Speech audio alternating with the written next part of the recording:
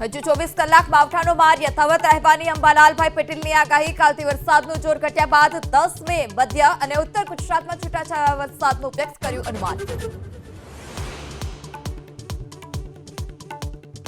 સતત ત્રીજા દિવસે રાજ્યના કેટલાક જિલ્લામાં ભારે પવન સાથે વરસાદ. કચ્છના ગ્રામ્ય વિસ્તારો અને ભુજ સહિત અમરેલીના લીલિયા, સાવરકુંડલા અને રાજુલામાં માવઠું.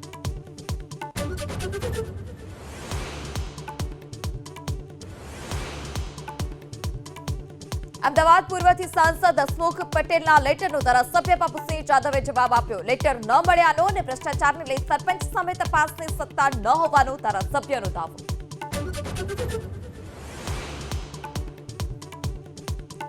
પૂર્વ કચ્છના ભચાઉમાં આરોપી અનિલસિંહ અને જયેન્દ્રસિંહના દબાણ પર બુલડોઝર. શિવલખામાં સરકારી જમીન પર ગેરકાયદે ઊભી કરેલી હોટલ જમીન દોસ્ત.